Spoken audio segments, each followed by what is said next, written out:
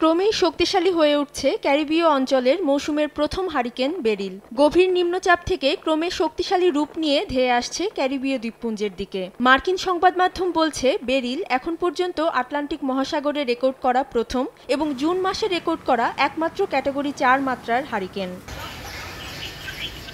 Hurricane মোকাবিলায় এরই মধ্যে নেওয়া হয়েছে নানা প্রস্তুতি। উপকূলের বাসিন্দাদের সরিয়ে নেয়ার পাশাপাশি শুকনো খাবার সংগ্রহে বিভিন্ন সুপার শপে ভিড় করছেন দ্বীপের বাসিন্দারা। এছাড়া আপৎকালীন পরিস্থিতির জন্য মজুদ রাখা হচ্ছে জ্বালানি তেল।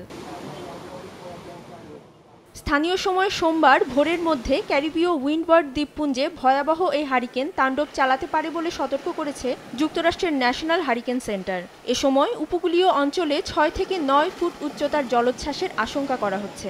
বর্তমানে হারিকেনটি দক্ষিণ পূর্ব বার্বাডোস উপকূলের খুব কাছাকাছি অবস্থান করছে। নগদের কাছে সব গ্রাহকই প্রিয়, তাই তো সারা দেশে ক্যাশ আউট চার্জ সবচেয়ে কম।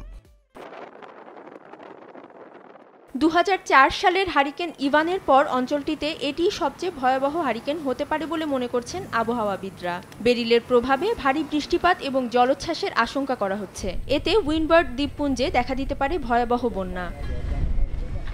অধরা শ্রেয়সী অথই, সময় সংবাদ।